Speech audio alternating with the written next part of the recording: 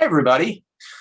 This week we have a very interesting discussion with Tobias Hofmeister that I think if you are a coach or wanting to expand your business in any facet, you'll find it really interesting. He talks about some of the key components in building a business that is sustainable, that lasts, particularly in our new information economy where everything changes so quickly.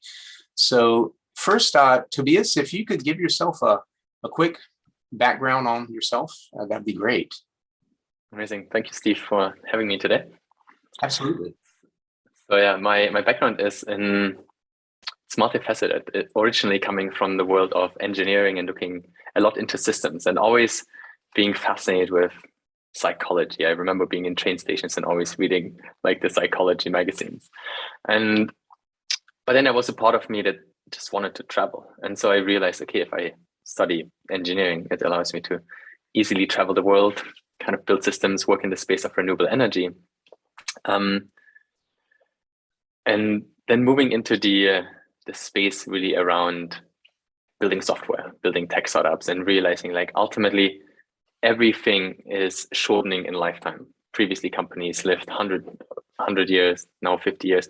Now the average is about like 6 to 7 here in the UK. And what I realized at this point is that it's never really about the company. But what happens in our world at the moment is we're decentralizing so many things.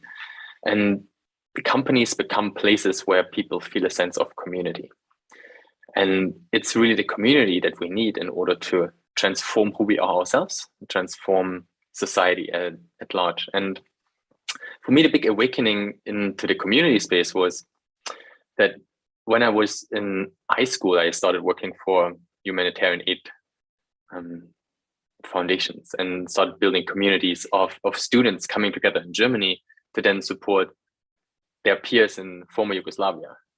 And from there, I realized like, wow, it's a sort of like the cross-country collaboration and establishing an understanding of, wow, we're ultimately all human. We're having very similar drives. And we can, when we really have that heart-to-heart, one-to-one dialogue, we can bridge all the gaps that otherwise lead to conflict and war and mutual aggression. And when I then was in the world of technology, I realized like we are now at a place in history where we can build systems that in many ways encapsulate how we think, and not just how we think, but also like how we relate.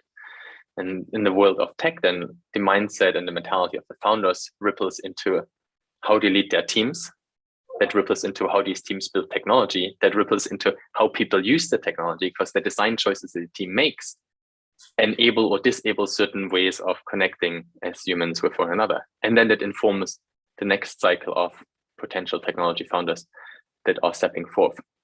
And what I notice is that there just the level of psychological safety that we need to really bring everything forth. Because in fast moving startups, it's all about like lean production, like eliminate waste. And for me, the thing is then, if we want to eliminate waste, we need to create an environment that's so safe that you can bring everything of who you are, rather than leaving like 40% of your personality at the door when you go to work and then picking it up on your way out. And that then in 2019 made me to ultimately step away from the world of tech, because I realized, I was building cool products, but I didn't really see like, in what positive way are they transforming society? How do they bring us closer together? Now, from there, I started breakfast meetups for entrepreneurs coming together and having these intimate conversations. And initially we met in a Danish design furniture outlet. And then, I set the scene, bought some bagels, bought some coffee. And then ultimately we broke off into one-on-one conversations. And I noticed like, wow, the power of this really dedicated 15 minutes of one person speaking and the other person just listening, and really practicing being present with either like talking or listening, transformed them and gave them a way of being seen and a way of problem solving that I didn't see in the teams that I was working on in tech startups previously. And so from there, we then with Corona moved into like, wow, it is about community.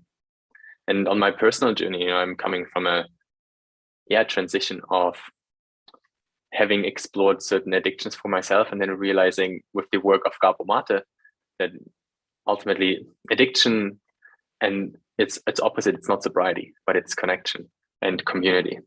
And so from there, for me, it's really just at the core of my heart. It's like, man, I want to contribute to healing the wounds that we have as humanity. And for me, doing that from an aligned place through community that also, builds companies so that we are being altruistic, but also building something that lasts and gives us a legacy is super important for me.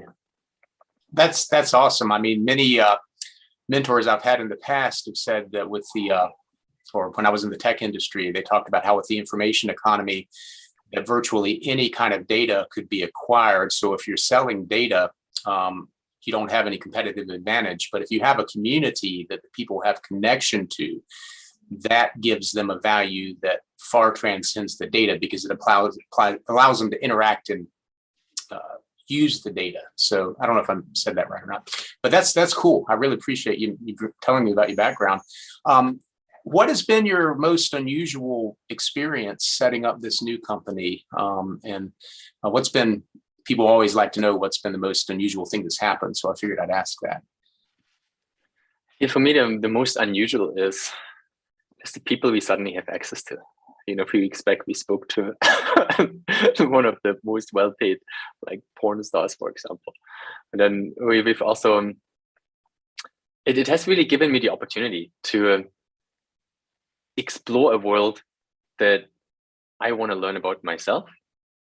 And with that, being able to really lead just from like one step ahead, rather than really looking at, when we in the internet, look at these like gurus. It's like, okay, they do things that are like 50 steps removed from where we are. But for me, really, the part of community has been, wow, we're bringing people together that are peers. It suddenly it creates that sort of like love. And for me, one of the most unusual things is that I say to my co-creators, I love you. It's something that when I was growing up, it's something like, wow, didn't even happen in my family. But now I'm saying that to the people I do business with. And that's for me just like an amazing transformation to have that close, like, wow, I love you. This is I'm so like enthused by being able to do this work with you, rather than having that so kind of like 2 arms length distance. That's really cool, because one thing that's concerned me a lot with my journey, I left research to get into the tech industry before getting into sexology. And even in the early 2005, 2010, I started being concerned about how people were becoming they thought they were more connected with social media, but in reality, they're sitting by themselves, addicted to little like buttons popping up, so, and they seem like they were more isolated. So it seems like your evolutionary process to try to help humans reconnect in a way that would allow you to have an emotional connection to somebody on the other side of the world or right beside you. So that's really interesting. What would be the best benefit of if it was a coach or a consultant or a business? What would be the biggest benefit? And I think you've already stated a big part of it. But what are the key benefits that you tend to offer when people go through your program? Key benefit is really that you're building trust. And because what I'm seeing, the acquisition, as we would say in the tech world, of a customer, basically turning somebody who doesn't fucking know who you are into, actually this person is likable and I trust this person, and yes, I'd be open to do business with this person, so yeah, let's actually do business. That takes so much energy. But then when you know someone and expanding that account and realizing, I realize those are also areas in which I could support you. It's just so much easier. It's instead of going really broad, it's really about going deep. And so when I look at communities, it's not about having thousands and thousands of people, but it's about having maybe a few dozens, maybe 100. But those are people that you really journey with through life. And what I am seeing as a massive benefit is the sort of like network that happens within that community. When I this year, for example, stepped forward and said, like, okay, we are going to explore the world of embodiment from power, pleasure, presence, and prosperity perspective. Suddenly there's a frame, there's a number of very clearly aligned people that step into that space that can support one another. And the partnerships that arise from that, it's just remarkable, just being present for what unfolds and allowing yourself to go deeper. Because with every step that goes deeper, I'm seeing there's more and more and more and more value. So last year I had my first like 50K client coming from that process of, got to know him, supported him, he felt powerfully served, then you step deeper. And there's more and more value that can be exchanged by taking somebody increasingly deep. And the other piece that comes with that is really understanding what new products and services can you offer. And it's ultimately, you don't need to have like a business where, people come in and then they drop out, but it's like they come in and you can support them and grow alongside with them, which I think is really beautiful, where it doesn't become purely transactional, but it really becomes transformational. And it's not just about clients, but it's ultimately about lifelong friendships. Gotcha. That's awesome. But do you have any particular examples that come to mind that our viewers might find interesting, where it helped a client deal with a challenge or transform a particular situation? I mean, I think you've given a general overview, but are there any specific case studies that come to mind? Yeah, so I've been working with a coach actually in Los Angeles, and he's been on this journey of being an actor, and by being an actor, previously a football player, an actor, and so he studied the human condition, and it's a thing like, wow, how can he then support people on their journeys? And so what we've done is really cultivating, wow, there's a story framework. You are somebody who draws out basically the origin stories of other people in the coaching space or in the space of like building early stage companies. And so from there, it's like, yes, you bring all these individuals into your world through the story framework that you're offering. But then like, what else? Then ultimately you have people that are all aligned in their way of thinking. And then from there, the idea has been, yes, you can build a group program, you can build a mastermind, because then suddenly you're not just offering that, okay, you have a better story that you can now tell the world, and it makes the world easier to relate to you. But you also then have a container in which people can support one another. And there is this whole added aspect of, because he was serving coaches, so then there was this like referral structure that started popping up, which opened up a new revenue stream. And depending on the industry that you're in, there is remarkable ways that open up the moment you just like bring people together. It's a bit like a critical mass, and it requires a sense of like openness as well, I feel. Because community for me it's not like a business hack, but it's really something that you nurture, and a bit like a gardener tending to the things that grow. Yeah, that makes sense. That's cool. What would be the biggest challenge that your students have faced in their journey working with you? The biggest challenge is sort of like that mindset adjustment that, it's not just another hack, but it's really, you're suddenly becoming a steward, not just like a business owner, but also like a steward of a movement. And with that, in a way, it's a great forcing function. It's a beautiful way to really fine tune, like, am I showing up in integrity at all times? Am I fully doing what I'm telling my students? And I feel that's often been a challenge, but also really the thing that makes them actually great. That's really interesting. So it's kind of like you're helping the person find, I think, tell me if I'm wrong, helping the person first find their identity and then create a larger identity for the community. So it's like a brand, but it's far, far, far more than a brand. It's a movement, I guess. I don't know. That's interesting. That is very cool. I feel like the moment you create a community, there needs to be like a framework. And what is that framework? I mean, in the case of our own community, it's the framework that I'm using for my own life. And so it's ultimately then giving me the opportunity to like show up in like full integrity and allow others to, have that frame as long as it supports them. And also understanding where their journey is going, like what are partnerships that may come up. And Cool. for me, community is really that like exploratory vehicle that gives us a level of like safety and stability. Because for me, transformation can only happen in community.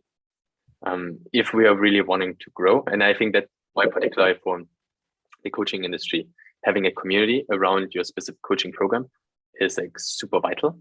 Because unless you're creating that container where people can speak about it and sort of like unpack what's inside of them to then have a more objective look and feel like, okay, cool, this is no longer relevant, this is no longer relevant. I'll recombine these things in a different order and stack it back in.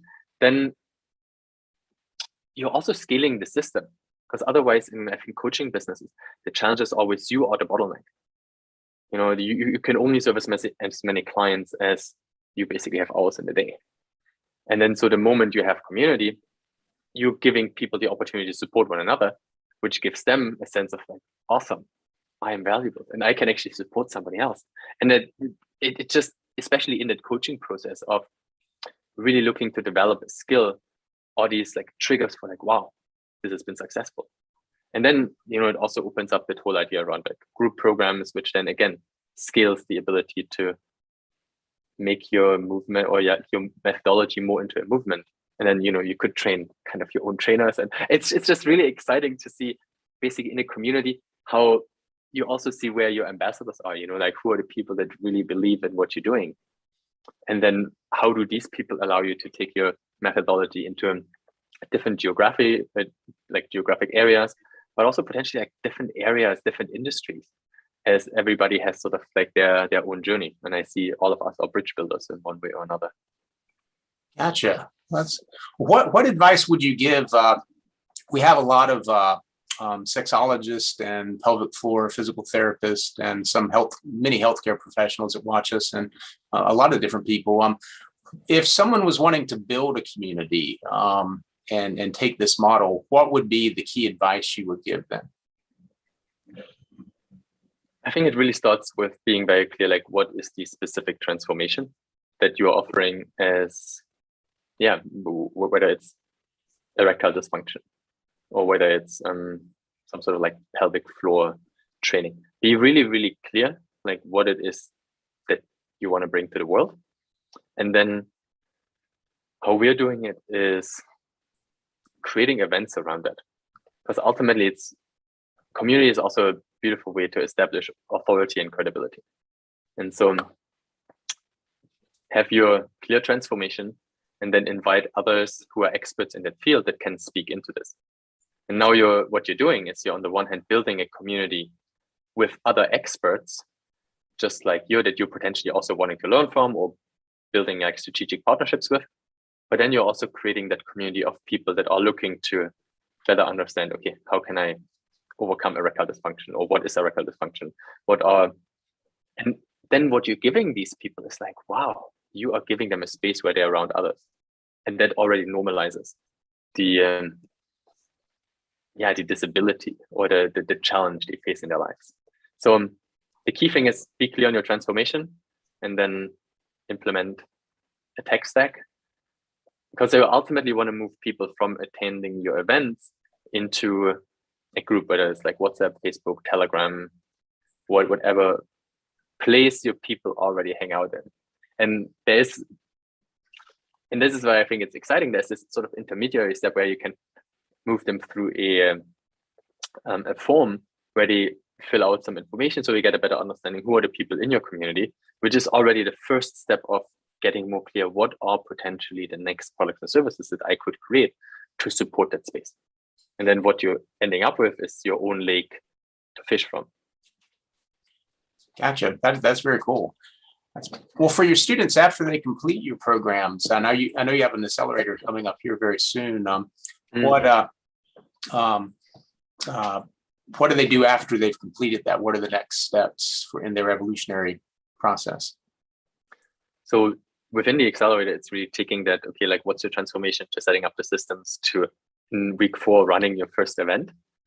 And what happens after that, this is really where the magic happens. And then it's for a few months just about consistency, being consistent with having these events so that it elevates you into more of an authority in the space. And then I'll just tell you my own example here, because the embodied impact community, it's something that we only started in the beginning of the year. As Massimo and I realized, man, we really want to explore like more the connection between like sexuality and money. And yeah, basically 4 months in, community is thriving, and it's no longer about like us moving to like finding speakers, but speakers are coming to us. And that's like the amazing thing. You suddenly become like so attractive to the outside. And that's what happens for our students as well. Yes, it takes a little moment to sort of like spin up the flywheel, but then once it's going, get your processes automated. Potentially like we can do that for you, and be basically the people that set up your events, and you just like show up and manage it, and reap the authority benefits, or take it in your own business and get your own VA. And then from there, the journey usually ends up with group programs and masterminds to give your community members opportunities to go deeper. And that's really the beautiful aspect where then the monetization comes in as well, where your community literally begins to feed you. Cool. Well, how would people contact you? And what services are you offering here in the near future, or what programs? So I can put in the chat my website. Okay, great. And we can put that on the site here later. Yeah, amazing. So I'll share it with you then afterwards. And so the near-term things that are coming up is we are having an accelerator starting on the 9th of May till the 9th of June, where it's taking the key transformation, setting up the systems, and having a first event. And then being in a container with like other cool people, where it's really like there's this buzz and this enthusiasm. And the other piece that we're doing is, so if you want to not do any of the tech stuff, then we're also offering that implementation as a like outsourced consulting service. Mm-hmm. So those are the 2 offerings, and if you'll share the website where all the details are.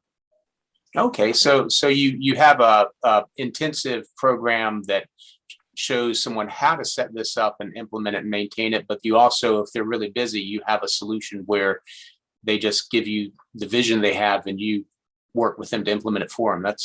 That meets both. Absolutely. Awesome. Yeah, so basically all the way from like the look and feel, we do the design and all the technical setup, and effectively can even source the speakers if you're that busy and really just want to build your authority. However, what I would always recommend is building that human to human bond with your speakers. That is one of the just most miraculous ways, because that's where like things come from that you couldn't even imagine. Gotcha. That's really neat. Yeah, I no longer say I've seen everything in life, because life tends to really hit me hard. So I'm sure with the community, that's it always surprises me. So you can accelerate that process in a good way. So that's wonderful. Well, where do you see yourself in 10 to 30 years with this as it evolves and as culture evolves? Because we're going through so many changes right now, and it's a very interesting time, but it's also scary for some people. But it's wonderful. So what's your vision for the future? I feel what I'm seeing is like the world is going to decentralize, and my vision until the end of this present decade is to sail around the world with my family and actually meet all the cool people that are part of my community, like in the flesh. And the long-term vision is building a different way of living, where how my business operates as a decentralized human organization. And we are having physical areas where we do co-living in aligned ways, where it's really business done from the heart. And people who resonate with this, yes, I want to build something that is truly an expression of myself, then we are co-living, basically rebuilding the tribes of the past but in a different way, because I grew up in a like tiny village, and I enjoyed the level of spaciousness and freedom. What I didn't enjoy was the small-mindedness and kind of like the like bickering between the people. And I feel I'm sort of at a higher level returning to a similar way of living and adventuring around the world with humans that are heart connected, where I don't need to explain myself, but we just get each other. And that's where we're at. That's fantastic. Well, Tobias, I really appreciate you taking the time to share your information, and we'll also include a link so people can contact you for that. But what you're doing, I think, is not only going to help society evolve in a very good way, but it's going to meet a fundamental need, because we've been, even with our daughter, concerned how we see kids walking around looking at their phone with their heads, like they're going to be arthritis, and they're getting so isolated and so separated with the current model. So what you're offering seems like it is a way that people can connect on a much deeper level and develop trust, which is really important. And that's just fantastic. I really appreciate you meeting with us, and apologize if truck's going by right now, but if there's noise, but I will follow up, and if people have questions, we could do this again. And amazing. And just hope you have a fantastic week, and I encourage you the best of luck with everything you're doing, because it's a very important process. So thank you. Thank you so much. Right, appreciate you having me. Absolutely.